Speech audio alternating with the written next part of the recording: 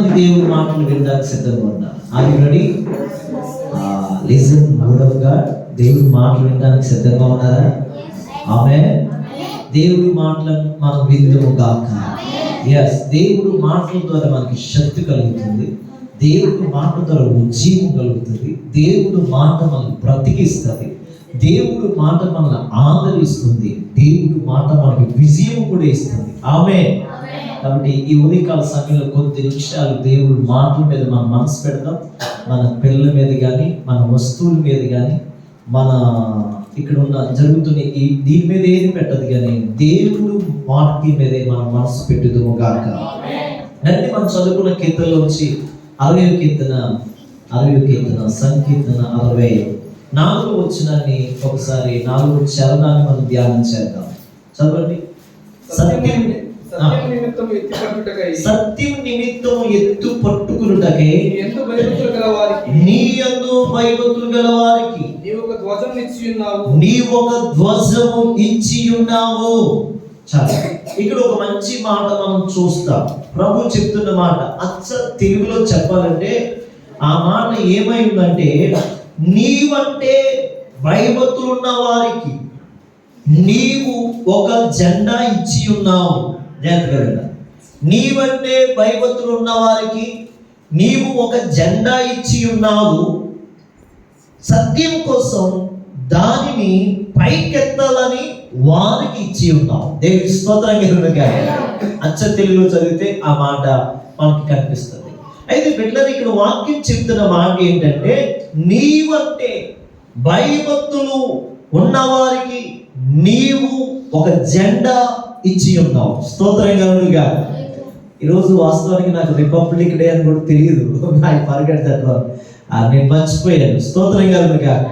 అయితే దేవుడు రాత్రి వేళ సమయంలో ఈ వాక్యాన్ని గత 2 days నుంచి ఈ 60వ సంకీర్తన నేను చదువుతున్నాను, ధ్యానం చేసుకుంటున్నాను. నా మట్టుకు నేను ధ్యానం చేసుకుంటుంటే ఈ 4వ చరణం నాకు చాలా ఇష్టంగా అనిపించింది. Praise the lord.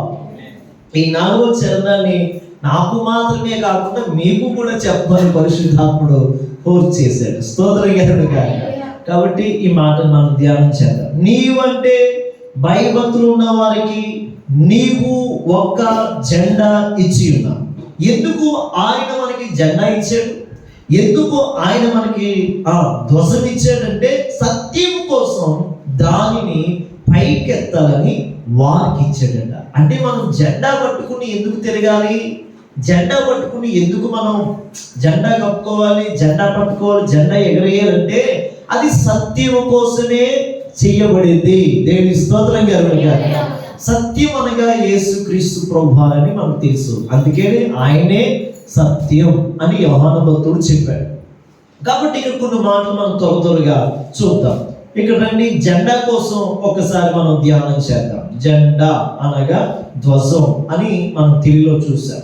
ఇక్కడ నిర్గమకాండం 17వ అధ్యాయం 15వ వచనంలో, నిర్గమకాండం 17వ అధ్యాయం 15వ వచనంలో భక్తుడైన మోషే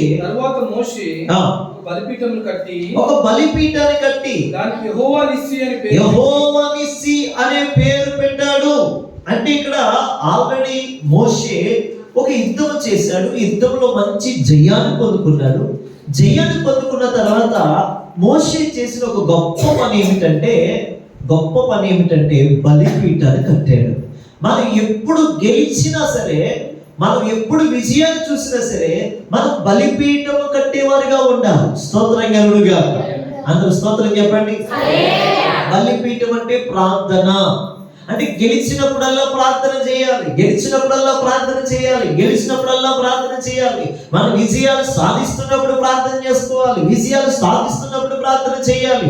ప్రతి సమయంలో కూడా మనం ప్రార్థనతోనే విజయాలు సాధించగలుగుతాం. అందుకనే సాధించిన తర్వాత కూడా మనం ప్రార్థనే చేయాలి. అందుకని మోషే చేసిన ఒక గొప్ప పని ఏమిటంటే, ఆయన అక్కడ విషయాలు ఆ పై వచనాలు కూడా చదువునా, పై వచనాలు చదువు. అసలు ఎందుకు మోషే ఆ మాట అన్నాడు చదువుతాం ఒకసారి. చదువు. అట్లు యెహోషువ కత్తివాడి చేత అమాలేకు రాజును అతని చెల్లెలు గెలిచెను.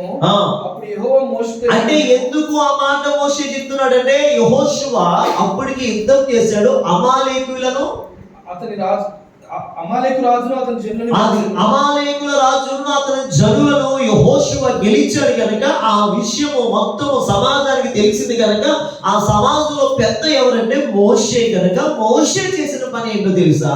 అనంతరము విజయం వచ్చిన అనంతరము ఒక బలిపీఠాన్ని కట్టాడు. గట్టిగా స్తోత్రం చెప్పండి. ఈరోజు మనం చేయవలసిన పని ఏంటి తెలుసా? విజయాలు వచ్చినప్పుడు ముందుగా మనం అక్కడికి ఇక్కడికి పరిగెత్తడం కాదు. విజయాలు వచ్చిన తర్వాత మనం ఎటో దారి తీయడం కాదు, కానీ విజయం వచ్చిన తర్వాత మనం దేవుని మందిరానికి వచ్చైనా లేకపోతే మన ఇంటి దగ్గరైనా మనం ఉన్న స్థలాలు ఉండైనా సరే మనం ఏం చేయాలంటే దేవునికి ప్రార్థించి ఒక బలిపీఠం మనం కట్టుదుముగాక. ఆమె చెప్పండి గట్టిగా. అంటే బలిపీఠం కట్టాలి. ఇలా బలిపీఠం కట్టిన తర్వాత మోషే ఏం చేశాడు చదవండి. ఏమని పేరు పెట్టాడు అక్కడ 15వ వచనంలో? బలిపీఠము కట్టి దానికి యెహోవా నిసి. అంటే విషయం వచ్చిందని ఆల్రెడీ మోషేకి తెలుసు, యెహోషువకు తెలుసు, జనానికి తెలుసు, సమాజానికి తెలుసు. అయినా సరే మోషే ఏం చేయలేదో తెలుసా? విజయం వచ్చిందని వెంటనే చెప్పలేదు. విజయం వచ్చిందని వెంటనే తన సంతోషాన్ని ప్రజలతో పంచుకోలేదు.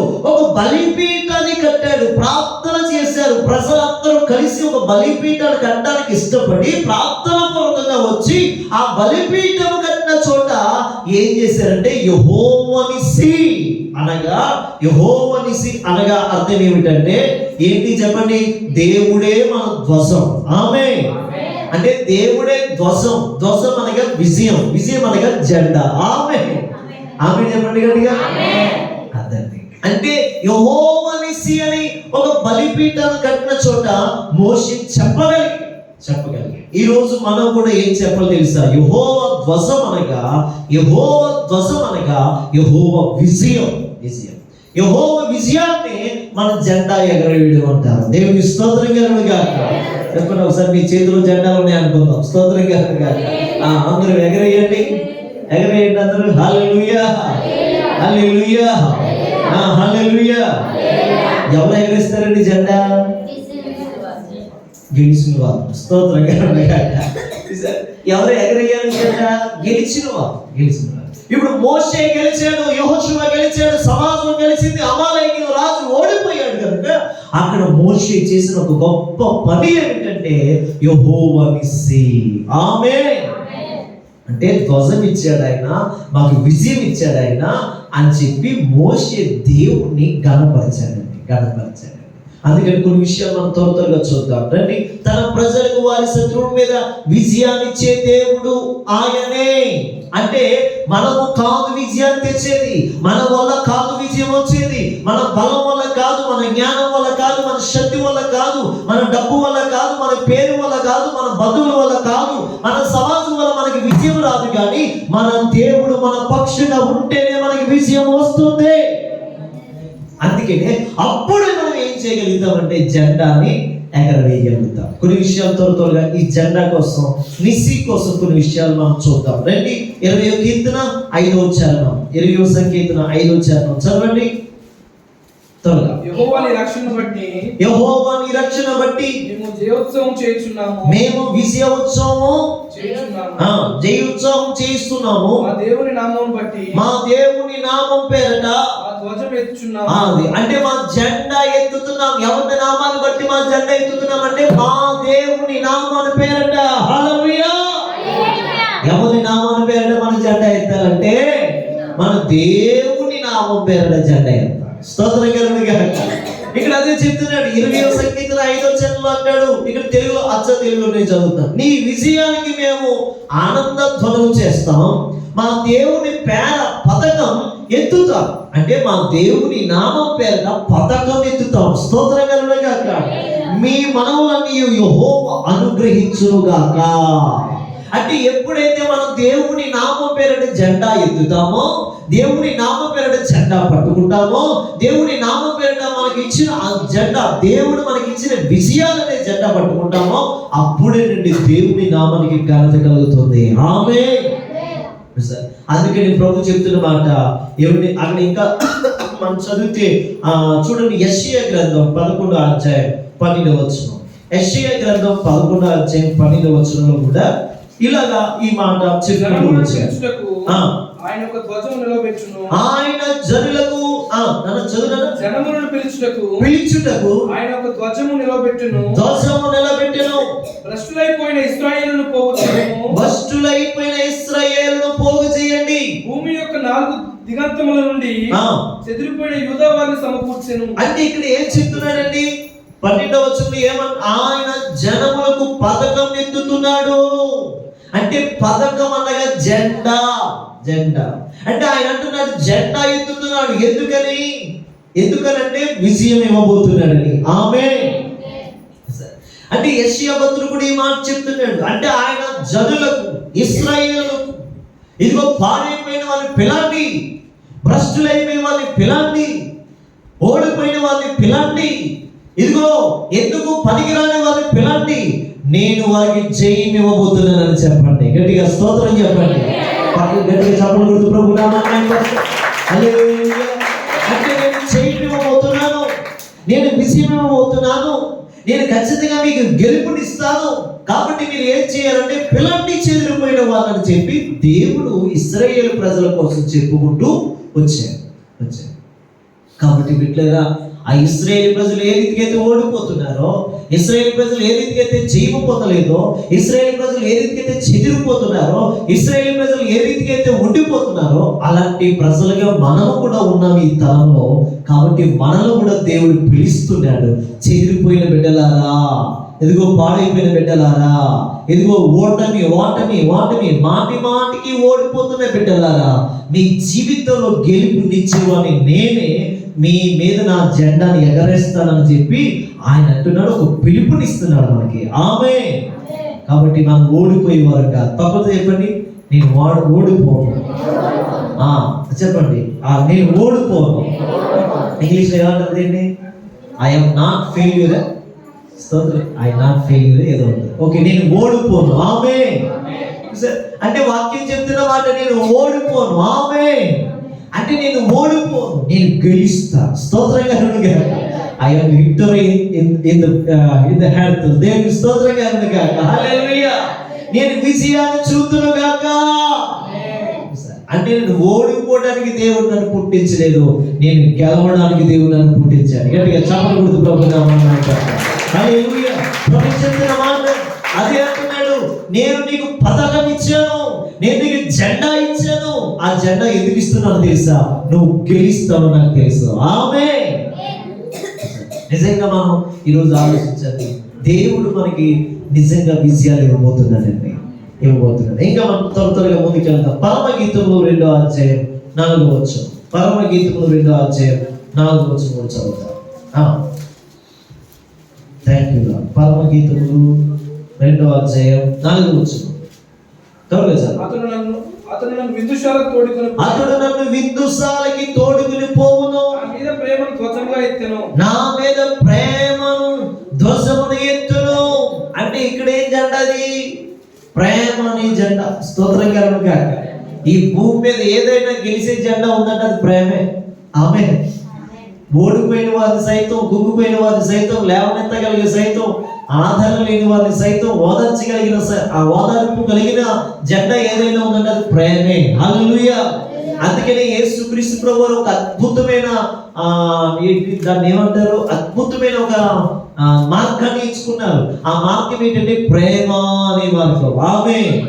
అందరూ కూడా కత్తులు పట్టుకున్నారు, అందరూ కూడా కొంతమంది బల్లలు పట్టుకున్నారు, అందరూ కొంతమంది గొడ్డలు పట్టుకున్నారు, అందరూ ఇంకా చూస్తే ఈ భూమి మీద చాలా మంది బాంబులు పట్టుకున్నారు, చాలా మంది గుర్రాల మీద వెళ్ళారు, చాలా మంది రకరకాలమైన ఆ పదవి ద్వారా చాలా పట్టుకుని వెళుతూ ఉన్నారు. కానీ యేసు ప్రభు ఒక్కడే ప్రేమను పట్టుకున్నాడు. ప్రేమ అనే జెండాను పట్టుకున్నాడు. ఆ జెండాను బట్టి అందరూ ఈ రోజు యేసు ప్రభువే కావాలన్నారు. గట్టిగా స్తోత్రం చెప్పండి.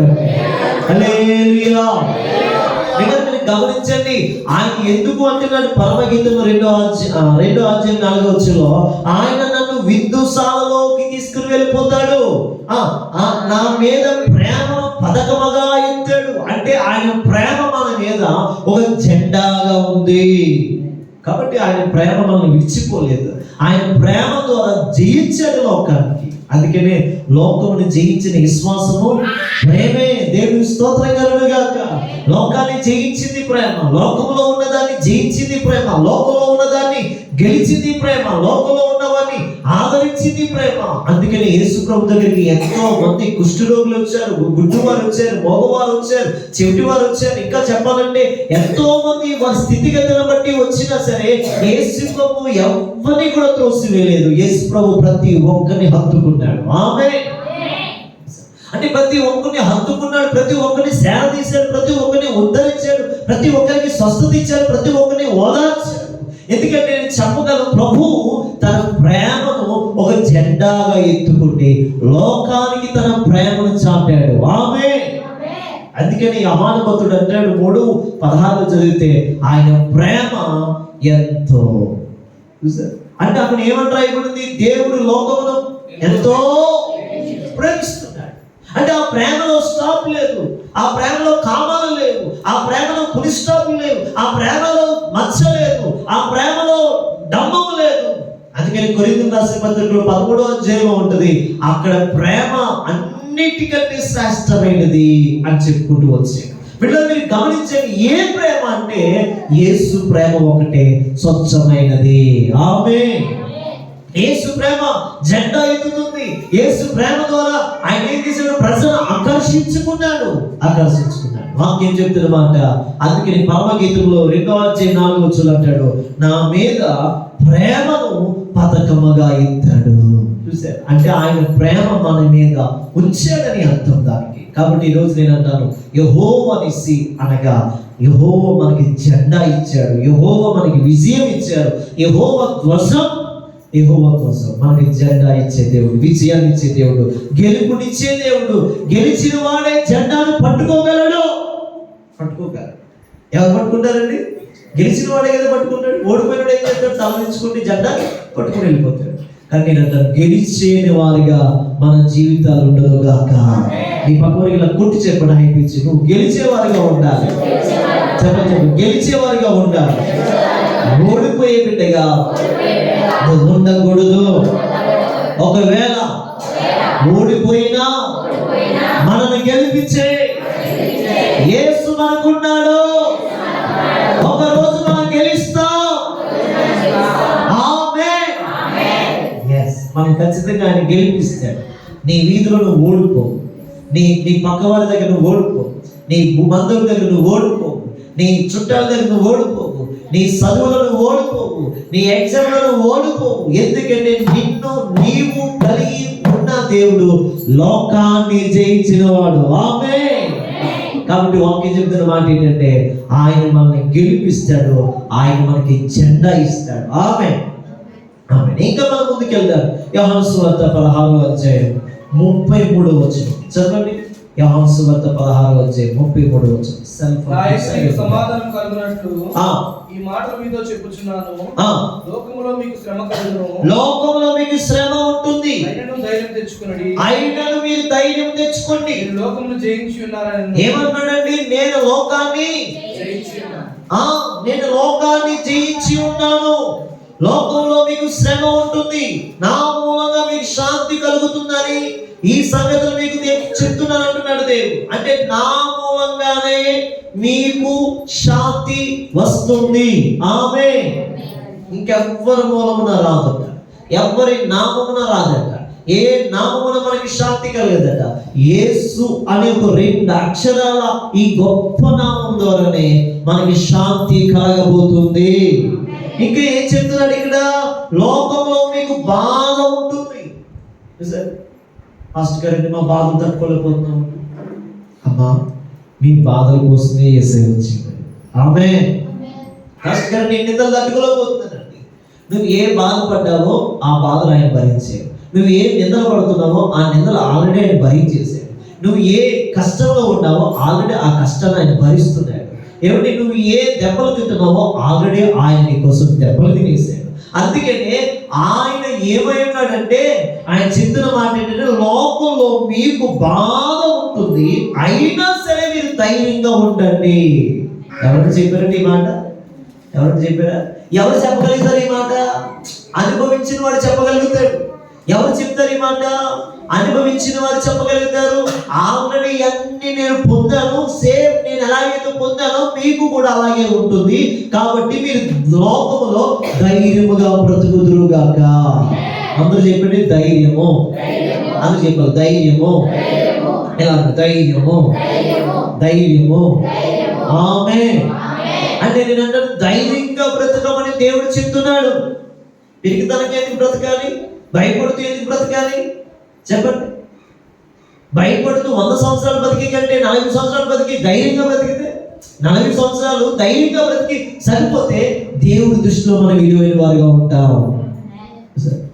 భయపడుతూ భయపడుతూ భయపడుతూ ఏమైపోతా, రేపు ఏమైపోతా, ఎల్లుండి ఏమైపోతా, నా పిల్లలు ఏమైపోతారు, నా సంసారం ఏమైపోతా, నా జాబ్ ఏమైపోతా, నా డిగ్రీ ఏమైపోతుంది, నా పట్టాలు ఏమైపోతాయి. స్తోత్రం గారు. భయపడుతూ భయపడుతూ భయపడుతూ భయపడుతూ బతికి చచ్చిపోతూ బతికాలి కంటే, అంతే కదా, చచ్చిపోతూ బతికే కంటే ధైర్యంగా ఉండి చచ్చిపోవడం మంచిది. స్తోత్రం గారు. అందుకే వాక్యం చెప్తుంది, మీరు భయపడద్దు. ప్రభు చెప్తున్నాడు, నువ్వు భయపడద్దు, డోంట్ ఫియర్. నీకు భయపడద్దు అని చెప్తున్నాడు దేవుడు. అంటే దేవుడు చెప్పే మాట ఏమిటంటే, మీరు లోకంలో బాధ ఉంటుంది. ఏ బాధ అయినా బాధే, అది ఏదైనా అవ్వచ్చు బాధే. కానీ ఏంటంటే ఆ బాధ నీకు ఉంటుంది. ఆ బాధలన్నిటిలో కూడా నేను నీకు విజయాన్ని ఇవ్వబోతున్నాను, నీ దోషాన్ని నేను పైకెత్తబోతున్నాను. అందుకనే నువ్వు ధైర్యము తెచ్చుకుని బ్రతుకుదువు గాక. బ్రతకాలి, ధైర్యం తెచ్చుకుని బ్రతకాలి, ధైర్యం తెచ్చుకుని బ్రతకాలి. పిల్లలకి పెళ్లి చేయలేమని కుంగిపోకూడదు, అప్పులు అయిపోమని కుంగిపోకూడదు, రోగాలు ఒంటి నిండా ఉన్నాయని కుంగిపోకూడదు. ఇదిగో ఇన్ని అవమానాలు, ఇన్ని నిందలు, నా జీవితం వ్యర్థమైపోయింది, నా జీవితం ఇదిగో పాడైపోయింది, నా జీవితాన్ని నేనే నా చేతులను చెరుపుకున్నాను. అయినా సరే నువ్వు ఈ దిగులు పడుతూ ఉంటే, అపజయాలే చూస్తే నువ్వు విజయాన్ని చూడలే. వాక్యం చెప్తుంది, అపజయాలు మనం చూడకూడదట. అపజయాలను మనం మర్చిపోయి రాబోతున్న విజయాలు మనం చూడాలట. అయ్యో ఈ రోజు వ్యాపారం బాగోలేదని చెప్పి ఆ రోజు బాగోపోయిన వ్యాపారాన్ని బట్టి కుంగిపోతా ఉంటే రేపు వ్యాపారం కూడా కుంగిపోయినట్టుగా ఉంటుంది.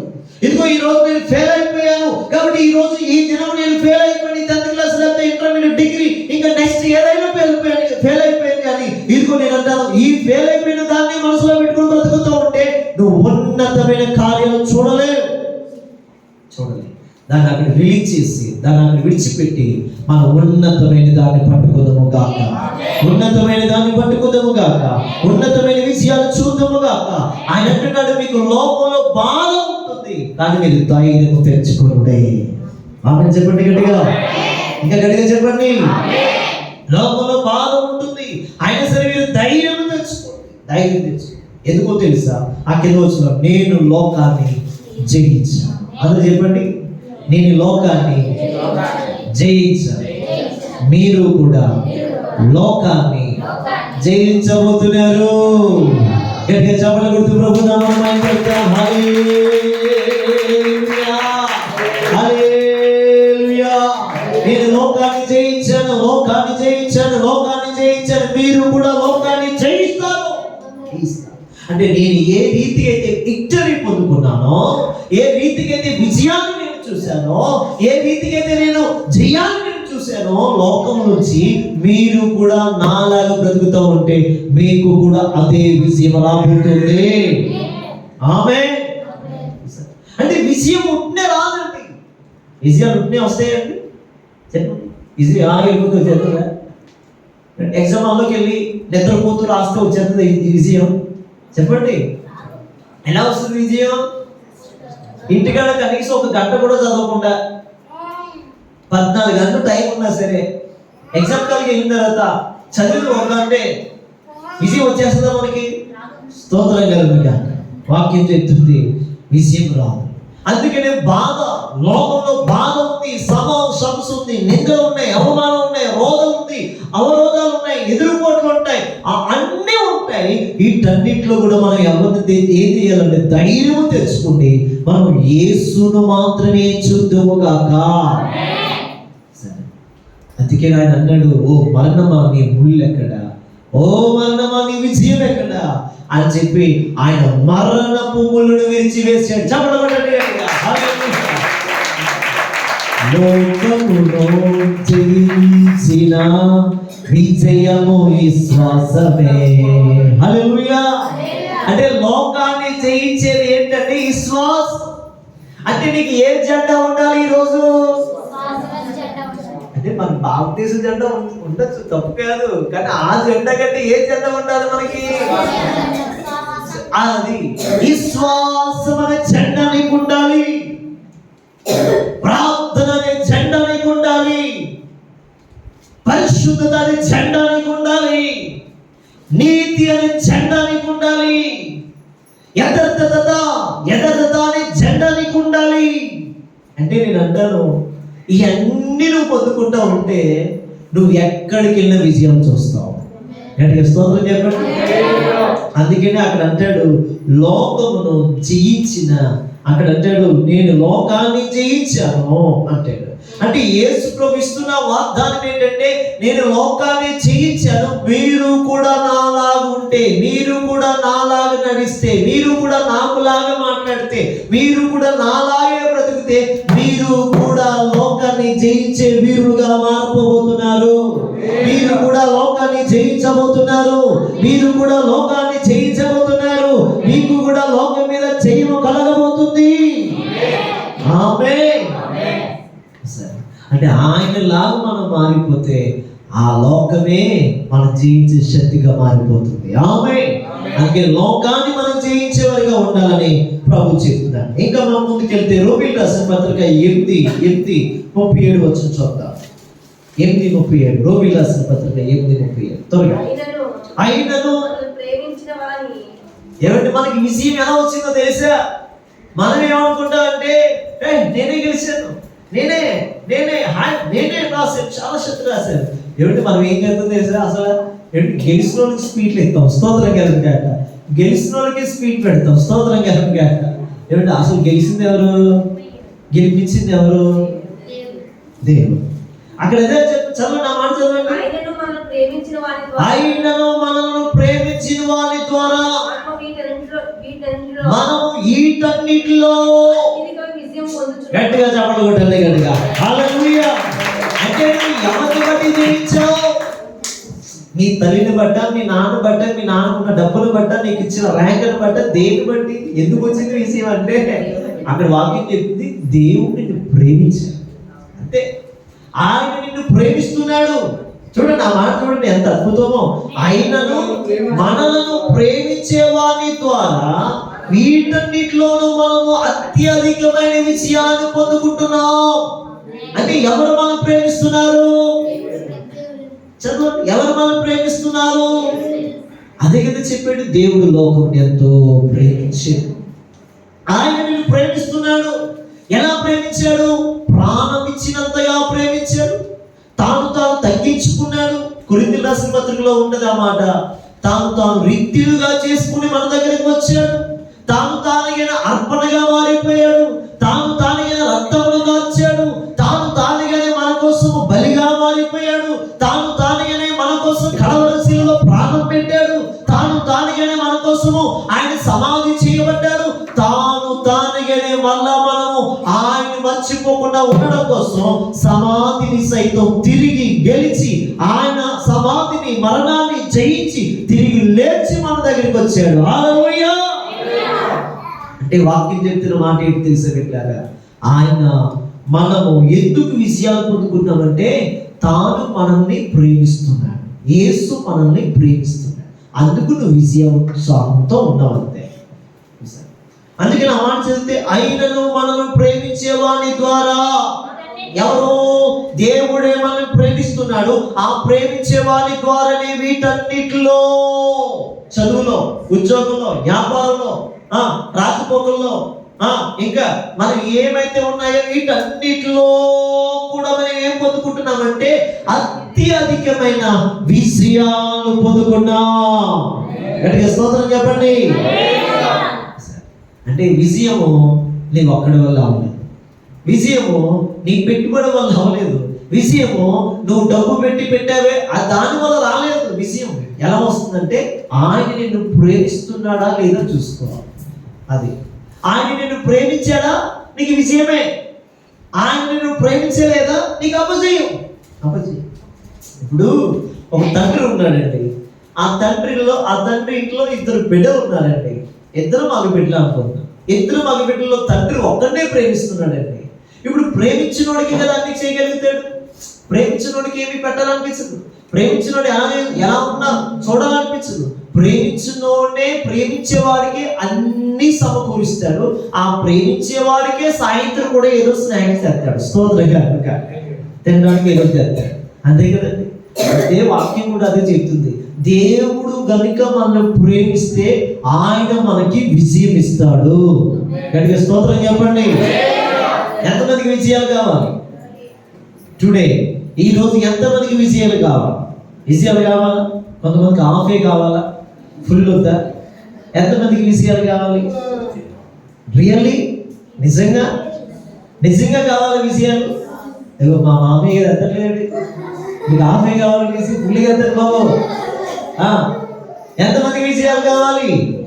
అయితే నిత్యముగా మీరు యేసు చేత ప్రేమించబడే బిడ్డలుగా మారాలి. యేసు చేత ప్రేమించబడే బిడ్డలుగా మారినప్పుడే మీరు విజయాలు చూడగలుగుతారు, అద్భుతాలు చూడగలుగుతారు, ఆశ్చర్య కార్యాలు చూడగలుగుతారు.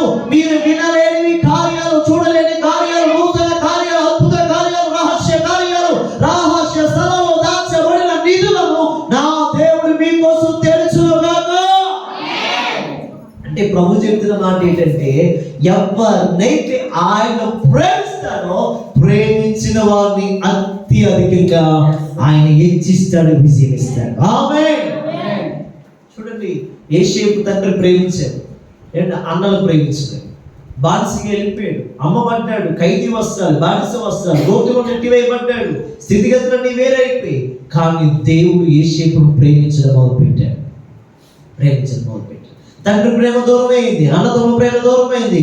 ఒకవేళ బానిసగా వదులుతున్నాడు, అక్కడ అందరూ అతను ప్రేమించకపోవచ్చు. ఖైదీగా వచ్చాడు, అక్కడ కూడా ప్రేమించకపోవచ్చు. అంటే ఈ స్థితిగతులు ఎలా ఉన్నా సరే దేవుడు యోసేపును పైనుంచి ప్రేమిస్తున్నాడు. అందుకనే యోసేపు జీవితం ఎలా మారిపోయిందంటే విజయ ఉత్సాహంతో మారిపోయినట్లుగా మారిపోయింది. ఒక టైం వచ్చింది, ఆ టైంలో దేవుడే రాజు గారికి కలిచ్చాడు. కలకి భావం చెప్పే దమ్ము ఆ కోటలోనే రాజ్యంలో లేదు, ఎవరికి లేదు, కేవలం ఒక యోసేపు. ఆమేన్. నేను అంటాను, దేవుడు నిన్ను ప్రేమిస్తే నీకే అవకాశం ఉంటుంది. స్తోత్రం గారు, నువ్వు పక్కడు ఉండదు. అంటే దేవుడే కనుక నిన్ను ప్రేమిస్తే నీ కోసమే అలాంటి దర్శనాలు ఇస్తాడు. యోసేపు కోసమే రాజుగారికి కల వచ్చింది. లేకపోతే ఎందుకు వస్తుందండి? ఎందుకు వస్తుంది చెప్పండి? యోసేపు కోసమే రాజుగారికి కల వచ్చింది. ఆ భావం చెప్పే దమ్ము యోసేపు దగ్గరే ఉంది. ఆమేన్. నీ దగ్గర భక్తి ఉంటే నా దేవుడిని ప్రేమిస్తాడు. నీ దగ్గర భక్తి రోషం ఉంటే, భక్తి రోషం ఉంటే నా దేవుడిని ప్రేమిస్తాడు. నీ దగ్గర భక్తి లేకపోతే ప్రేమించలేడు. మాటికి అమ్మ అమ్మ అమ్మ అని పిలిచేవంటే ప్రేమించదండి. నెలకు ఒకసారి, రెండు నెలలకు ఒకసారి అమ్మ అనేవాడు ప్రేమించదు. అంతే కదా, స్తోత్రం గారు. ఆ కొంగట్టుకుని తిరిగినాడికి ఏదో గొప్పది పడుతుంది. దూరంగా వెళ్ళిపోయినందుకు ఊరంతా తిరిగివాడికి ఏముండదు, దెబ్బలు తప్ప. స్తోత్రం గారు. సాయంత్రం వచ్చేసరికి దెబ్బలు, మన బకాల సిక్కులు, ఈదులో పడిపోతాడు, ఇంట్లో పడిపోతాయి దెబ్బలు. ఎందుకు పడ్డావరా అని పడుతుంది మరి. స్తోత్రం గారు. ఇది ఒక దెబ్బ. అదే ఇంటికాడ ఉంది అమ్మ అమ్మ అమ్మ అంటే శరకాయలు దొరికితే, లడ్డూలు దొరికితే, చున్నలు దొరికితే, స్తోత్రం గారు. ఆ పొంగడాలు దొరికితే, స్తోత్రం గారు. ఇంకేంటి ఈ మధ్యలో ఏ అవుతున్నాయి, చలబుద్ధులు దొరికితే, స్తోత్రం గారు. జంతువులు దొరుకుతాయి, స్తోత్రం గారు. అన్ని దొరుకుతాయి, కూర్చుని పెడుతుంది. అంటే నేను అంటాను, కూర్చున్నోడు కంటే అన్ని దొరుకుతాయి, తిరిగినోడికి ఏముంటుంది. స్తోత్రం గారు. కూర్చున్నవాడికి అన్ని ఉంటాయి. తల్లి దగ్గర ఉంటే, తండ్రి దగ్గర ఉంటే, మన పరలోక తండ్రి దగ్గర కూడా అలాంటి భక్తి మనం చేయదుగాక. ప్రభు అన్నాడు, ఆయన నిన్ను ప్రేమించాలంటే ఆయన దగ్గర కూర్చోండి, ఇంకేం వద్దు. నీ ముందు ఆయన ముందు నువ్వు. ఆయన ఊరుకుంటుంది అదే. స్తోత్రం గారు. చూసారు, ఆయన కోరుకునేది కూడా అదే. నీ ముందు ఆయన ముందు నువ్వు. రోజు నాకు కనబడాలి సార్, డాక్టర్ నా కుమార్తె రోజుకు నువ్వు కనబడాలి. ఏంటి రోజుకి ఏం చదువుతాడు ఈయన అంటే ఏదో ప్రత్యేకత. ఆయన రూపాన్ని నీలో చూసుకుంటాడు. ఆయన కళ్ళేనా నా కళ్ళేనా నా కుమార్తెకి అని చూసుకుంటాడు. అలాగా ఇలా చక్కగా ఎంత అందంగా ఉంది నా కుమార్తె అనుకుంటూ పొగిడిపోతాడు. స్తోత్రం గాక. అంటే నేను అంటాను, ఆయన ఏమంటాడంటే ఇలాగా ఆయన చేత ప్రేమించబడ్డ వారికే ఆయన అత్యధికమైన విజయాలు ఇస్తాడు. ఎవరినైతే దేవుడు ప్రేమిస్తాడో ఆడు ఓడిపోడండి. విజయం చూస్తాడు, అపజయాలు ఉండవు. విజయాలు చూస్తారు వారు. అందుకని యేషుకు విజయం చూశాడు, దావీదు విజయం చూశాడు, దావీదు విజయం చూశాడు. భక్తులు ఎంతో మంది విజయాలు చూశారు. అందుకని ఈరోజు నేను అంటాను, నువ్వు విజయాలు చూసే బిడ్డగా ఉండాలంటే దేవుడే నిన్ను ప్రేమించే బిడ్డగా మారిపోవాలి. ఆమె చెప్పండి. 2 చేతులకు చెప్పండి. 3 సార్లు చెప్పండి.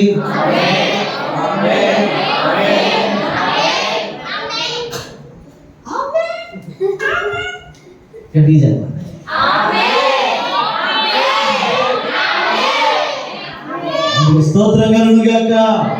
వాక్యం చెప్తుంది, ఆయన మనల్ని ప్రేమిస్తే విజయాలు ఇస్తాడు. ఆయన మనల్ని ప్రేమిస్తే అపజయం తొలగిపోద్ది. ఆమేన్. ఇంకా వాక్యంలోకి వెళ్తాం, మనం ముందుకు వెళ్తాం. రండి.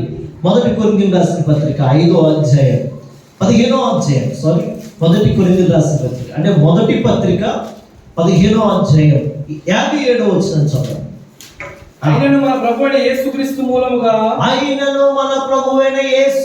మూలముగా జయము అనుగ్రహించున్న దేవునికి స్తోత్రము కలుగును గాక. ఒక్కసారి ఆ మాట రిపీట్ చేయి మళ్ళీ. ఆయనను మన ప్రభువైన యేసుక్రీస్తు మూలముగా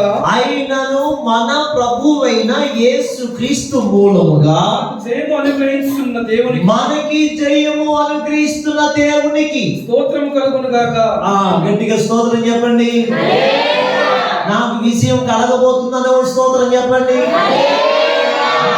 అపజయం కలగబోతుందని గట్టిగా స్తోత్రం చెప్పండి. మీరు ఎక్కడ ఉన్నారన్నమాట. ఓకే, నాకు విజయము 2 అంతల విజయం నేను చూడబోతున్నాను. గట్టిగా స్తోత్రం చెప్పండి. హల్లెలూయా.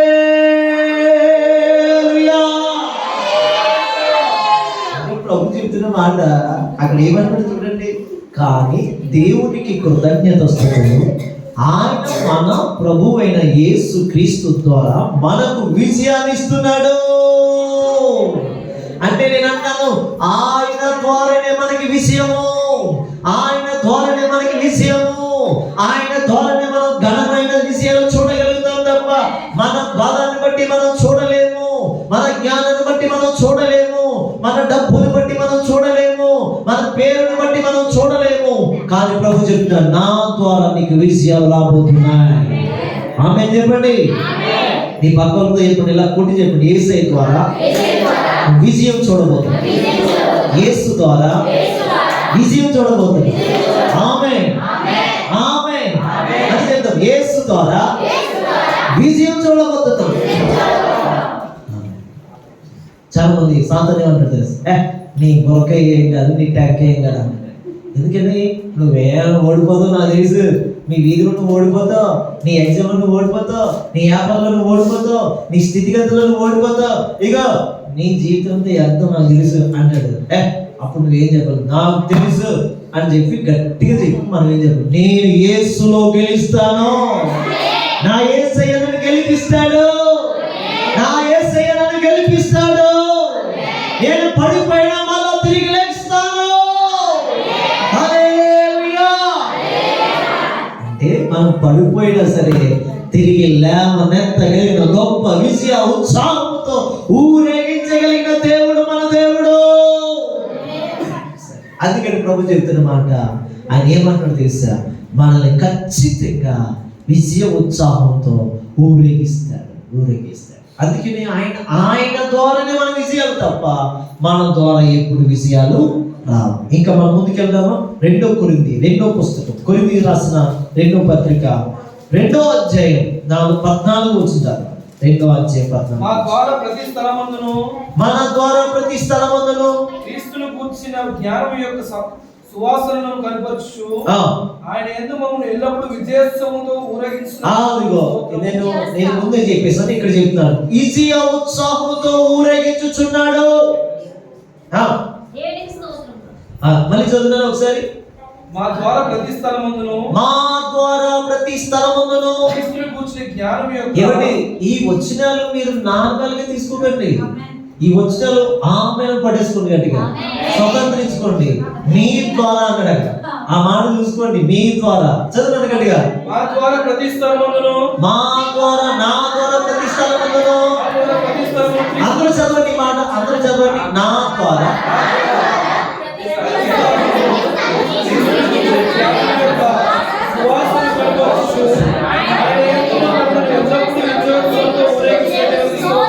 స్తోత్రము, స్తోత్రము, దేవునికి స్తోత్రము. మా ద్వారా, మా ద్వారా, మన ద్వారా, నా ద్వారా. స్తోత్రం అంటే నా ద్వారానే విజయం. ఆమె నీ దగ్గర విజయం నా ద్వారానే. అంటే మన ద్వారానే విజయాన్ని మనం చూద్దాము గాక. అక్కడ అదే చెప్పాడు అన్నమాట. దేవుడు క్రీస్తులో విజయము సూచనగా తన ఊరేగింపులో మమ్మను ఎప్పుడూ నడిపిస్తూ ఉన్నాడు. క్రీస్తుని గురించిన జ్ఞాన పరిమళాన్ని మా ద్వారా అంతటా గుంపలించేలాగా చేస్తున్నాడు. స్తోత్రంగా అంటే అచ్చ తెలుగులో నేను చదువుతున్న మాట అదవుతుందా? ప్రభు చెప్తున్నాడు, ఊరేగిస్తాడు ఆయన. ఆమేన్. ఆయన మనల్ని ఏం చేస్తాడు చెప్పండి? అందులో చెప్పండి, ఏం చేస్తాడు? ఊరేగిస్తాడు. ఊరేగిస్తాడు నా ద్వారా, నా బిడ్డల్ని, నా ద్వారా నా కుటుంబాన్ని ఊరేగిస్తాడు. ఆమేన్. అంటే ఎందుకు ఊరేగిస్తాడంటే మనము పరిమళ తైలాన్ని ఇవ్వాలి. మనము పరిమళాన్ని వెదజల్లేటట్లుగా, మనము సువాసన ఇచ్చేటట్లుగా ఆయన మనల్ని విజయ ఉత్సాహంతో ఊరేగిస్తాడు. స్తోత్రం కలుగును గాక. మొద్దికాయని దేవుడు ఊరేగించాడా లేదా చెప్పండి? ఎవరితో ఊరేగించాడు? శత్రువుతో. శత్రువు అంటే ఎప్పుడు గొప్ప కోరికలు కోరుకుంటాడు. ఆయన అనుకుంటాడు, నా కోసమేమో అనుకోండి మొత్తం కోరేస్తాడు. మీ దండ అయితే ఇంకా బాగుంటుంది రాజుగారు, మీ గొడవ అయితే ఇంకా బాగుంటుంది రాజుగారు. రాజుగారండి మీ కిరీటం పెడితే ఇంకా బాగుంటుందండి, మీ వస్త్రాలు అయితే ఇంకా బాగుంటుందండి అని చెప్పేసి మొత్తం ఆమాను ఆయనకి ఎక్కలేని కోరికలను కోరిసాడండి ఆ రాత్రి. స్తోత్రం. రాత్రి అంతా కోరేస్తే ఉదయం ఏమన్నాడంటే రాజుగారు ఒకే మాట అంటాడు. ఆ రాత్రి చెప్పాడు, ఇవన్నీ నువ్వు చెప్పావు కదా, ఇవన్నీ తగిన వాడు ఒకడున్నాడు, ఆ గేటు దగ్గర ఉన్నాడు, ఆడికి నువ్వు దగ్గరుండి చేయించదువు గాక. ఎక్కడుండి? మన శత్రువులు మన దగ్గరుండి ఊరేగిస్తారండి. అవి మీరు చూదురుగా, అవి మీరు చూదురుగా, అవి మన కళ్ళ చూదురుగా. ఆమె చెప్పండి. మీకు శత్రువులు లేరా? ఎవరండి? మంచిది, మీరు చాలా మంచివాళ్ళు. నిజంగా శత్రువు ఉంటేనే మనం ఊరేగించబడతాం. శత్రువులు ఉంటేనే మనం ఊరేగించబడతాం. మనం గొయ్యి తీసేవాళ్ళు ఉంటేనే మనం గొయ్యిలోకి వెళ్ళకుండా చెప్పండి, మనం గొయ్యి తీసేవాళ్ళు ఉంటేనే మనం ఏమో సింహాసనం మీదకి వెళ్తాం, తీసినోడు గోతులోకి వెళ్తాం. గడిగ స్తోత్రం చెప్పండి. అర్థమైందా మీకు? మనకు గోతులు తీసేవాడే ఉండాలి, మనం సింహాసనం మీదకి వెళ్ళాలంటే మనకి గొయ్యలు తీసేవాళ్ళు ఉండాలి. ఏంటంటే ఆడేమో గోతులో పడతాడు, మనమేమో సింహాసనం మీదకి వెళ్తాం. దేవుని స్తోత్రం కలుగునుగా.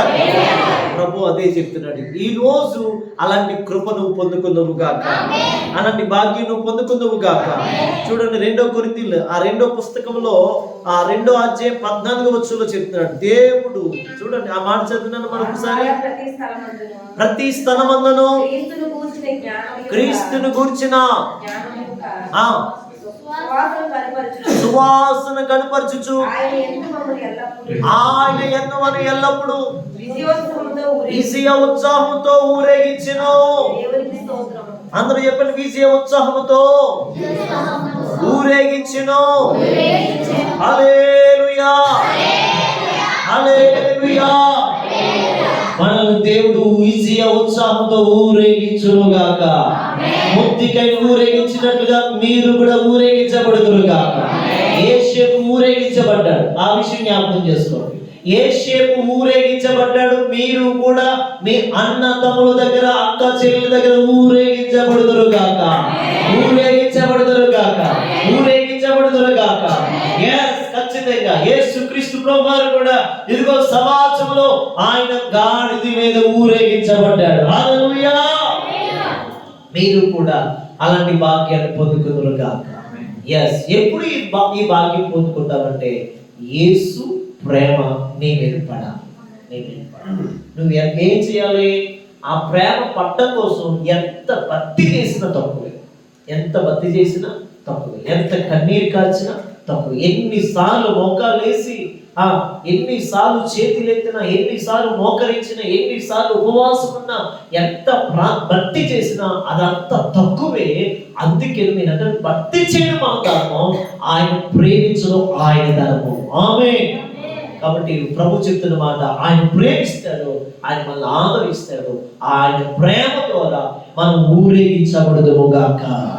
ఓకే, ఇంకా మనం ముందుకెళ్తే కొన్ని విషయాలు నేను త్వరగా ముగిస్తాను. క్రైస్తవ జీవితం ఆత్మీయ సంబంధమైన శత్రువులకు విరోధంగా జరిగే పోరాటం అండి.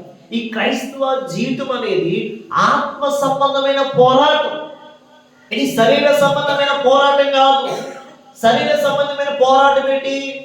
నేను డబ్బు సంపాదించాలి, ఇంకా డబ్బు డబ్బు డబ్బు, నేను ఆస్తులు కొనాలి, ఆస్తి ఆస్తి ఆస్తి, నేను ఏదో పేరు తెచ్చుకోవాలి, పేరు పేరు పేరు అంటే నేను శరీర సంబంధమైన పోరాటం కాదు. క్రైస్తత్వం అంటే శరీర సంబంధమైనది కాదు, ఇది ఆత్మీయ సంబంధమైనది.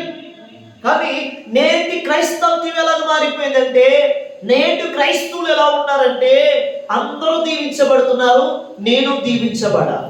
అందరూ బాగున్నారు, నేను బాగుండాలి. అందరూ 4 అంతస్తుల బిల్డింగ్ కడుతున్నారు, నేను కట్టాలి. అందరూ పెద్ద పెద్ద కాళ్ళు తీస్తున్నారు, నేను తీయాలి. అందరూ మంచి మంచి కద్ర వస్త్రాలు వేసుకుంటున్నారు, నేను వేసుకోవాలి. అంటే క్రైస్తత్వం అంటే ఇదేనండి? క్రైస్తత్వం అంటే ఇదేనా? క్రైస్తవుడు అని పేరు పిలిపించుకోవడం ఇదేనా? కాదు. క్రైస్తత్వం అంటే ఏంటంటే క్రీస్తులాగా మనం శ్రమపడుట క్రైస్తత్వం. Praise the lord. అందుకనే క్రైస్తత్వం అంటే క్రీస్తులాగా మారడం. అందుకని ఇక్కడ ఏమంటాడంటే క్రైస్తవ జీవితం ఆత్మ సంబంధమైన శత్రువులకు విరోధంగా జరిగే పోరాటం. మీరు ఎప్పుడని గమనించండి, ఏదైనా ఒక వస్తువు కొనుక్కున్నప్పుడు పక్కోడు మన మీద శత్రువు ఎంత పోరాటం చేస్తాడు. భర్తను వాడుకోవచ్చు, పిల్లలు వాడుకోవచ్చు, వాళ్ళు కొనుక్కుంటారు, వాళ్ళు తీసుకున్నారు, మనం తీసుకోకూడదా? అంటే శత్రువు ఎంత పోరాడుతాడో చూడండి. అంటే ఆత్మీయ జీవితం, క్రైస్తత్వం అంటే ఒక ఆత్మీయ జీవితం. ఈ ఆత్మీయ జీవితంలో ఎంత పోరాటం అంటే, ఈ పోరాటాన్ని గెలిచినప్పుడే మనం విజయాలు చూడగలుగుతాం. నిజంగా ఈ శరీర సంబంధమైన పోరాటాన్ని గెలిస్తేనే మనం విజయాలు చూడగలుగుతాం, అంతేగాని లేదంటే విజయాలు మనం చూడాలి. అందుకని ఇక్కడ ఏమంటున్నాడు చూడండి, ఎఫెసీయులకు రాసిన పత్రిక 6వ అధ్యాయం 10 నుంచి కొన్ని విషయాలు మనం చదువుతాం. ఎందుకు దేనితో మనం పోరాడాలి, దేనితో మనం పోరాడాల్సిన పని. ఎఫెసీయులకు రాసిన పత్రిక 6:10 నుంచి తుదకు ప్రభు యొక్క మహాశక్తిని బట్టి ఆయన యందు బలవంతులై ఉండండి. అదిగో అపవాది తంత్రమును ఎరిగి ఎదిరించుటకు శక్తివంతులగునట్లు. అమ్మా, మీరు అపవాది యొక్క తంత్రాన్ని ఎరిగి ఉండాలంటే మీరు దేవుడిచ్చు సర్వాంగ కవచాన్ని ధరించుకొందురుగాక. మీ సర్వంగ కవచాలి, మీ సర్వంగ కవచాలి. ఈరోజు నువ్వు ఎంతమంది ఎదిరిస్తున్నావు సాతాను? ఎంతమందిని సాతాన్ని ఎదిరించేవారుగా ఉండగలుగుతున్నా? సాతాను చేతిలో పడి గిల గిల గిల కొట్టుకునే క్రైస్తవులే ఉండిపోయారు. కానీ ఈరోజు సాతాను చేతిలోంచి వచ్చి విజయ ఉత్సాహంతో నిలబడేవారు లేరు. ఈరోజు ప్రభు చెప్తున్నాడు, నీవే గనక ఈ మాటలు విని ప్రభు చెప్తున్నాడు. ఎఫెసీయులకు రాసిన పత్రిక 6:10 ఆ కింద వచనంలో మనం చదువుకుంటూ వెళ్తే, నువ్వు సాతాను చేతి నుంచి బయటికి వచ్చి ఆయన సర్వంగ కవచాన్ని ధరించుకుని ఆయన చేతి నుంచి బయటికి వచ్చి నువ్వు దేవుని కోసం నిలబడదువు గాక. ఇంకా చదవండి తల్లి గారు. ఏలయనగా మనం పోరాడినది చూడండి అమ్మా, మనం ఎవరితో పోరాడాలి? తోడుగలుగుతానా? అన్నయ్యతోనా? చదవండి, ఎవరితో పోరాడాలి? శరీరులతో కాదు. మనం ఈ లోక సంబంధమైన శరీరులతో కాదు, ఈ లోక సంబంధమైన శరీర ఆకారంలో ఉన్న వారితో మనం పోరాడడం కాదు. ఆ శరీర సంబంధమైన లోపల ఒకడు ఉంటాడు, సాతానుకు సంబంధించిన వాడు. ఆడితో పోరాడాలి. నీ ఇంటి ముందు ఒకరు ఎవరో గెలిమిడి చేస్తారంటే ఆడుగా చేసేది. ఆడులో ఒకడు పని చేస్తాడు. స్తోత్రంగా ఆడుతూ ఫైటింగ్ చేయాలి. ఆడుతూ ఫైటింగ్ చేయాలంటే కరెంట్ వెళ్ళాలా? ఆడుతూ ఫైటింగ్ చేయాలంటే జుట్టు పట్టుకోవాలా? ఆడుతూ ఫైటింగ్ చేయాలంటే ఏది పట్టుకోవాలి? పండు మరి ఏం చేయాలి మనం? ఆడుతూ ఫైటింగ్ చేయాలి. ఆడుతూ ఫైటింగ్ చేయాలంటే ముందు నువ్వేంటో నీకు అర్థం కావాలి కదా. ఆడుతూ ఫైటింగ్ చేయాలి. ఆడుతూ ఫైటింగ్ చేయాలంటే మనకేంటో మనకు అర్థం కాదు. కానీ మనం ఏం చేస్తాం? అని చెప్పి ఒక్కసారి ఇంకా ఇది వేసి స్తోత్రంగా నువ్వెంత నేనంత అని అక్కడ కొట్టుకునే స్థాయికి వచ్చేస్తాం. ముందు ఆడులో ఉన్న దయ్యాన్ని పోగొట్టాలంటే, ఆడులో ఉన్న గలిబిలి చేసి ఆత్మను తీసివేయాలంటే నువ్వు ప్రార్థన అనుభవంలోకి రావాలి. ప్రార్థన చేయాలి. పక్కోడు రెచ్చిపోతున్నాడంటే ఆడులో ఏముంది? దయ్యం పని చేస్తుంది. దయ్యం పని చేస్తుందంటే నువ్వేం చేయాలి? ప్రార్థన చేయాలి. ఎప్పుడైతే ప్రార్థన చేస్తావో, ప్రార్థన చేస్తాడు, పోరాటాలు చేస్తాడు, ఆడు గెలకపోతే ఆడు ఓడిపోతున్న టైం 4 దయ్యాలు తీసుకొస్తాడు. స్తోత్రం కలుగుతా. ఆ 4 దయ్యాలు 4 మనుషులు తోరుతాయి. ఇది మీరు గమనించండి. మీరు ఎప్పుడైనా చూడండి, 4 మనుషుల్లోకి దూరి ఆ 4 కూడా ఆడిపక్షంగానే మాట్లాడతారు. ఆడిపక్షంగా మాట్లాడుతుండగా నువ్వు మళ్ళీ ఏం చేయాలంటే ఆ రోజుకి అలా కాముగా ఉండి స్తోత్రం కనుక ఉపవాసం పెట్టుకుని ప్రార్థన చేయాలి. ప్రార్థన చేసిన తర్వాత ఇంకా సాతానుగా నువ్వేం చేయాలంటే లెఫ్ట్ అండ్ రైట్ ఏమేయాలంటే బాక్సింగ్ చేయాలనుకో. స్తోత్రం కనుక అవి నేను చెప్పండి గట్టిగా. నువ్వు ప్రార్థనలో బాక్సింగ్ చేయాలి, బయట కాదు. ఉపవాసం పెట్టుకుని బాక్సింగ్ చేయాలి. ఉపవాసం పెట్టుకుని దావీదులాగా ఒడిసిలు తిప్పాలి ప్రార్థనలో. స్తోత్రం కనుక చెప్పండి, అందరూ చెప్పండి, ఒడిసిలు తిప్పండి. ఇక్కడ కాదు, బయట కాదు, లోపల ప్రార్థన గదిలో ఒడిసిలు తిప్పాలి. ఎలాగ ఈలుంటే అలాగా ప్రభా కొట్టినైనా ఒకటి ఎయినైనా ఒకటి. స్తోత్రం కాక ప్రార్థనలో మనం అలా చేయాలి తప్ప బయట చేస్తే ఒప్పుకోరండి. బయట చేస్తే కేసుకెళ్ళిపోతున్నాం. ఇది అసలు బయటకు వెళ్తే మన స్థితిగతులన్నీ మారిపోతాయి, మన పేరు పోద్ది, ప్రఖ్యాతి పోద్ది. ఎంత మౌనంగా ఉంటామో అంత గొప్పోడు అంటాడండి నేను. స్తోత్రం కనుక అందుకని బిడ్డలారా అన్నాడు, మనం పోరాడవలసింది శరీరంతో కాదు. చూసారా? చదువురా? ప్రధానులతోనూ అధికారులతోనూ ప్రస్తుత అందరి మాట చెప్పండి. ప్రస్తుత అంధకార సంబంధమైన లోకనాథులతోనూ ఆకాశ మండలంలో ఎవరితో మనం పోరాడాలి? అందరూ చెప్పాలి, ఎవరితో మనం పోరాడాలి? కృపావతి గారు ఎవరితో మనం పోరాడాలి? అల్లుడితో కాదు, స్తోత్రం గారు. అంటే మాంగర్త కాదు, స్తోత్రం గారు. బాగర్త కాదు, పడుకున్నాడు నాకు వంగట్లేదు, మొగ్గు పెట్టుకుంటే ఏముంటుంది? స్తోత్రం గారు ఏమా చెప్తే మామూలుగా చెప్తున్నారులే. అంటే మనం ఎవరితో పోరాడాలంటే అంధకార సంబంధమైన లోకనాథులు ఉన్నారు కొంతమంది పైన. స్తోత్రం గారు గాక నువ్వు ఏడిస్తే నవ్వుతాడు. మీరిద్దరు కొట్టేసుకుని కొట్టేసుకుంటే చూసావా ఇలా ఎంత బాగా కొట్టుకున్నారా అడుగుతున్నాడు. మీరు మొన్నే పెళ్ళయింది, ఎన్ని ఏడలాగా వస్తున్నాడు. ఏడలు మన రేంజ్ అది మనం చేసాం అంటున్నాడు పైనుంచి. అప్పుడు చూసావా ఇలా కొట్టేసుకుంటుంటే, మన ఇద్దరు దెబ్బలాడేసుకుంటుంటే, మన ఇద్దరు రాయి కొట్టేసుకుంటుంటే, మన గొడవ పడేసుకుంటే, అన్నతో కొట్టేసుకుంటే, అక్క చెల్లు కొట్టేసుకుంటే, ఆ భార్య భర్తలు కొట్టేసుకుంటుంటే వీడి పైనుంచి ఏంటో తెలుసా? లూసిఫర్ గాడు ఆ జుట్టంతా ఉంటారు, ఆ గ్యాంగ్ అంతా ఉంటారు. స్తోత్రం గారుగా వీళ్ళందరూ ఏంటారంటే నవ్వుకుంటారు. వాళ్ళందరూ నవ్వుకుంటుంటుంటే మనం ఒకరికొకరు ఏడుస్తూ ఉంటుంటాం. గాయాలు, రక్తాలు, వేడుకలు, కోట్లు, ఇక్కడ దాకా ఇంకా మనశ్శాంతి ఉండదు, శాంతి ఉండదు, సమాధానం ఉండదు. అంతా గమనించేసాడు. ఎందుకని? నువ్వు ప్రార్థనలో వాడిని ఓడించలేకపోతున్నావు. స్తోత్రం గారు. ఏం చేయాలి? ప్రార్థనలో ఏం చేయాలి? ప్రార్థనలో ఏం చేయాలి? మనం ఓడించాలి.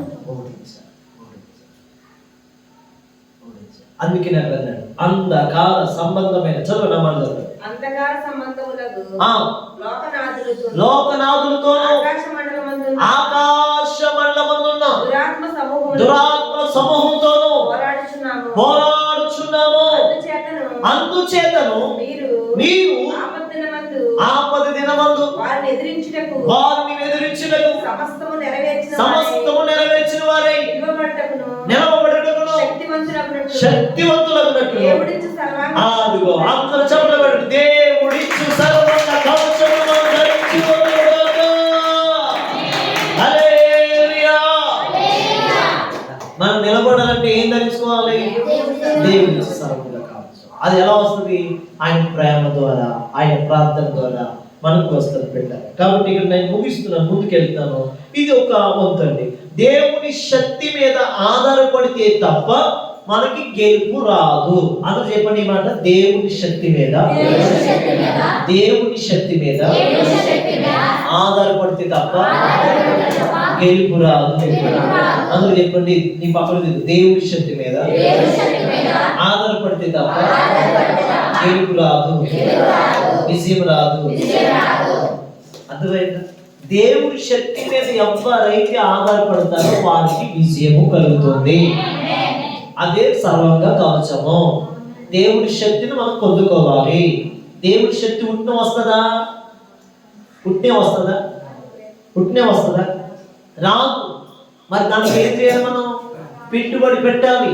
ప్రార్థనకు పెట్టుబడి, వాక్య ధ్యానం పెట్టుబడి, మోకరించుట పెట్టుబడి, ఉపవాసం ఉండుట పెట్టుబడి, ఆత్మలో హర్షించుట పెట్టుబడి. మనం దేవుడి పాదాల దగ్గర కూర్చోవడమే పెద్ద పెట్టుబడి. స్తోత్రం కలుగును గాక. కాబట్టి దేవుని శక్తి ద్వారా తప్ప మనము గెలవలేము, విజయాలు చూడలేము. ఓకే, దేవుడి శక్తి మీద మనం ఆధారపడాలి. అప్పుడే మనం గెలవగలుగుతాం. గెలవాలంటే పోరాడాలి. అందరూ చెప్పండి, గెలవాలంటే పోరాడాలి. ఇప్పుడు ఉట్టి చేతరా అన్నప్పుడు ఒక తీసుకుంటామా, గిన్నిస్ బుక్ లో ఎక్కిద్దామా, ఉట్టిన అంటారా? ఏం చేయాలి? పోరాడాలి. ఏం చేసేవాడిని? మనం ఏం పోరాడామని ఆయన గిఫ్ట్ ఇస్తాడు. మరి చెప్పండి, మీ పక్కన కూర్చొని నువ్వు ఏం చేసావు గిఫ్ట్ ఇస్తాడు ఆయన అడగండి.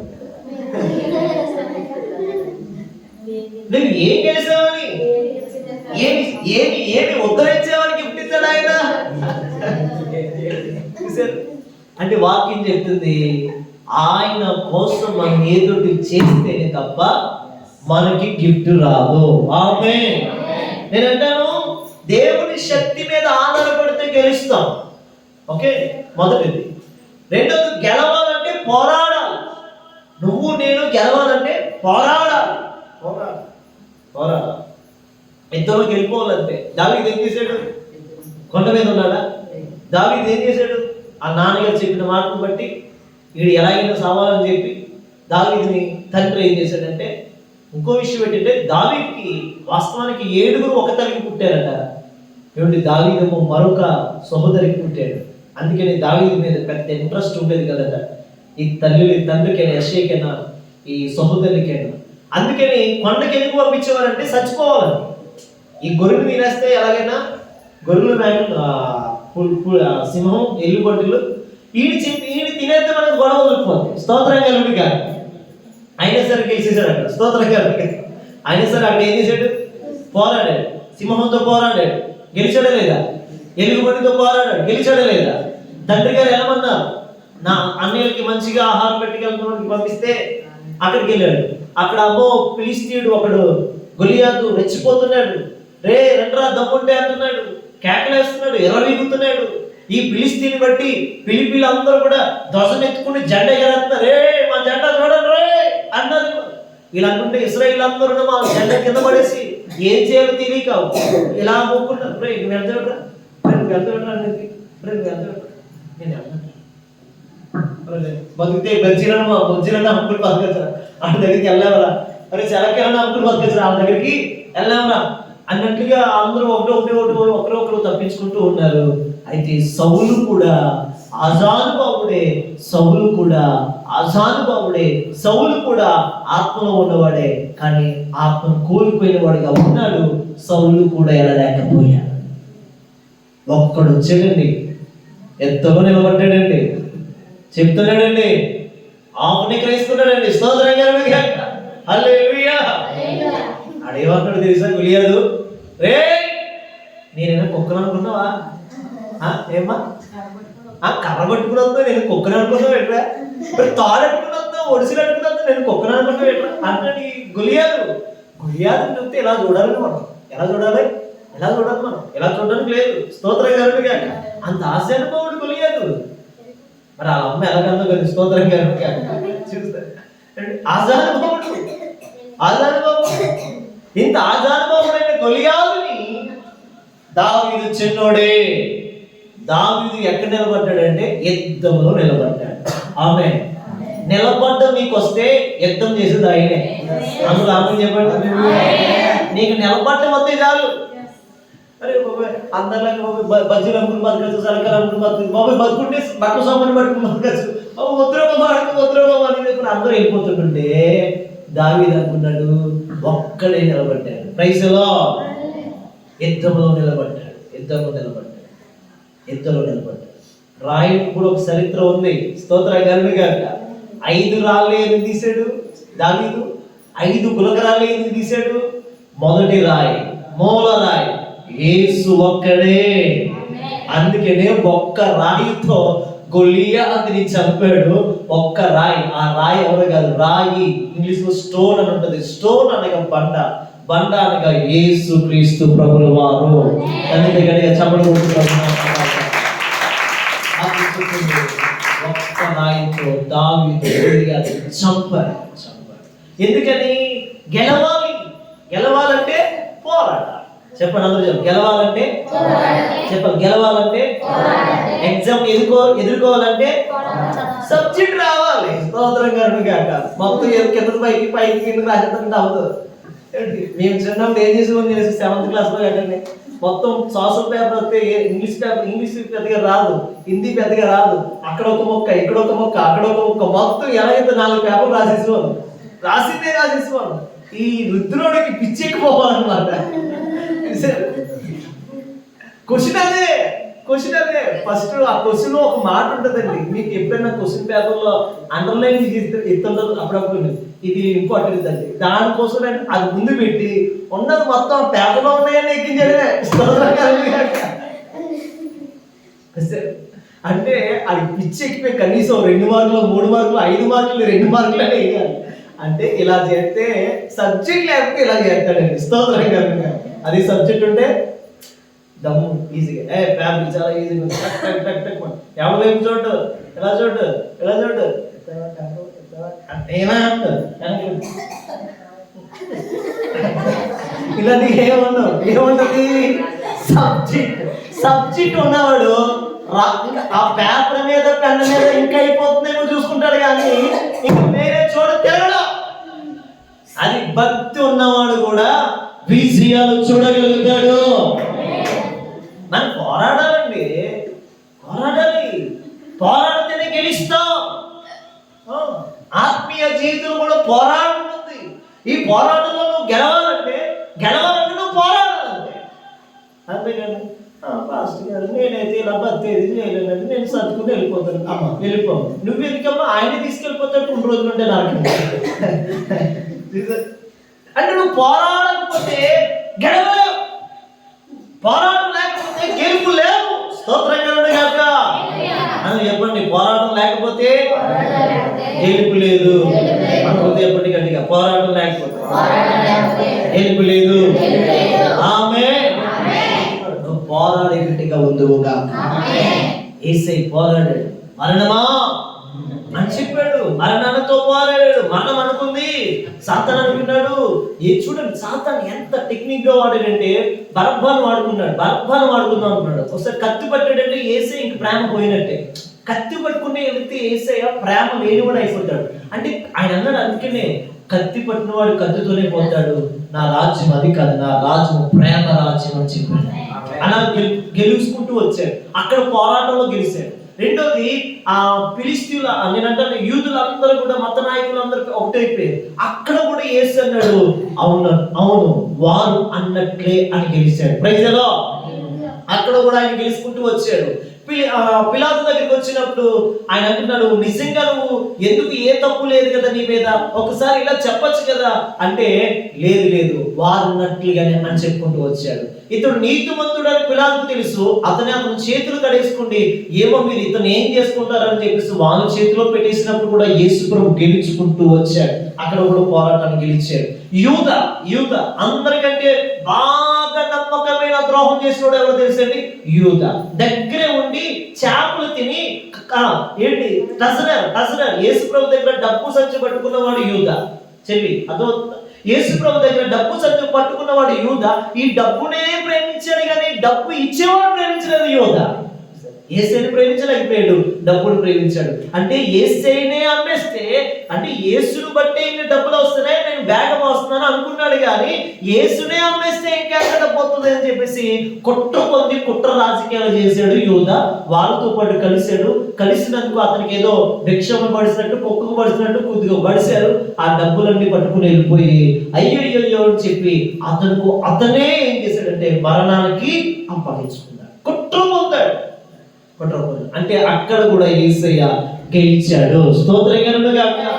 ఏ దగ్గరే ఉన్నాడు కదా, అనొచ్చు కదా, శిష్యుడే కదా. అయ్యో ఎందుకు ఇలా చేస్తున్నావు శిష్యుడా, ఓ నా శిష్యువా ఎందుకు ఇలా చేస్తున్నావు, యూదా ఎందుకు ఇలాంటి ఆలోచన నీకు పుట్టింది అనలేదు. ఆయన ఒక మాట అన్నాడు, నన్ను అప్పగించిన వాడికి శ్రమ ఖచ్చితంగా ఉంటుంది అని చెప్పాడు. అంతే, ఇంకేమనలేదు. ఆయన యూదాకి ఏమనలేదు. ఈరోజు నేను అంటాను, మనకి ఎంతమంది ఎన్ని చేసినా సరే మనం ఏమీ అనవలసిన పని లేదు. వారే ఏదో రోజు యూదా స్థాయిలో ఉంటే గనక యూదాలాగే జీవిస్తారు, యూదాలాగే బ్రతుకుంటారు, యూదాలాగే వారి జీవితం ఉంటుంది. కాబట్టి మనం ఏమనొచ్చు. ప్రభు వాక్యం చెప్తుంది ఆయన అక్కడ కూడా గెలిచాడు.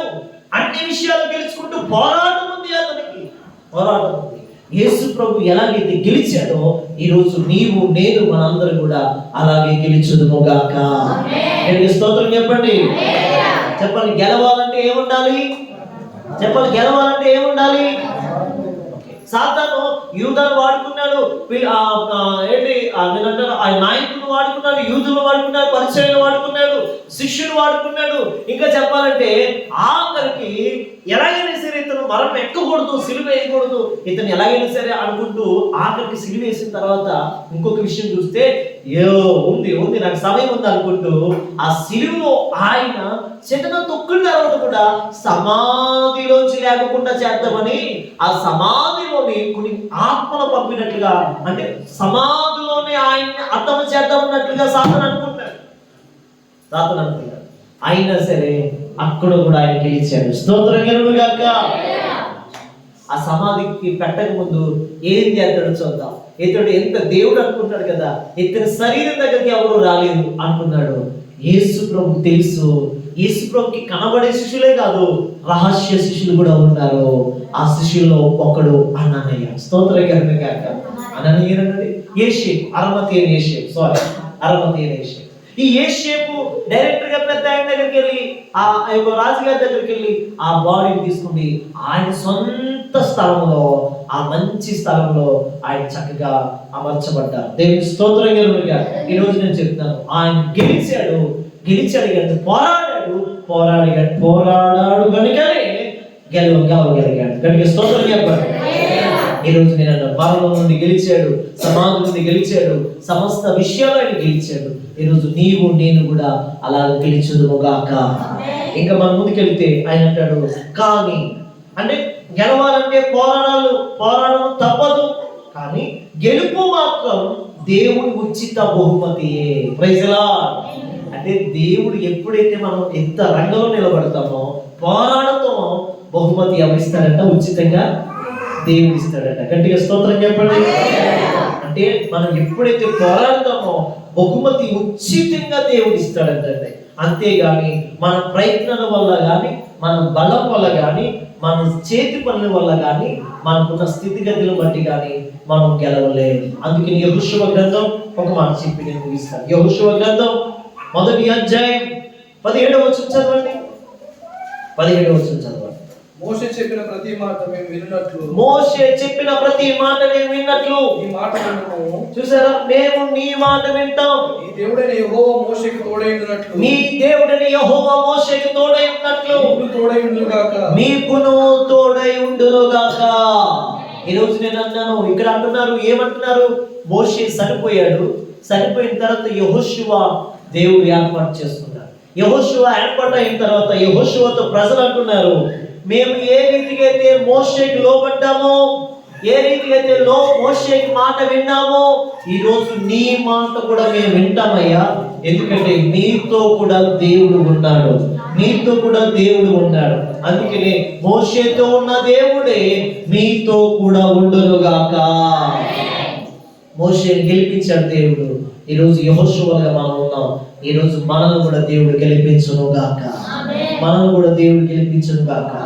బిడ్డలు మీరు చూడండి, మోషే కొంతమంది రాజుల్ని ఎదిరించగలిగాడు. నేను చాలా తక్కువ ఏళ్ళ మీద తక్కువలో చూడొచ్చు మోషే కొంతమందిని ఎదిరించాడు. కానీ యెహోషువ 31 మంది రాజులను జయించిన హిస్టరీ యెహోషువ ఉంది. చదువుదాం ఆ మాట, రండి. యెహోషువ గ్రంథంలోనే ఉంటది ఆ మాట. చదువు, ఈ మాట చదివి నేను ముగిస్తాను. యెహోషువ గ్రంథం ఎంతమంది జయించాడు యెహోషువ? ఎవరికైనా ఉందమ్మా? 12వ అధ్యాయం లాస్ట్ వచ్చిన ఎక్కడి నుంచి అంటే 9వ వచ్చి నుంచి అనుకుంటాను అమ్మా.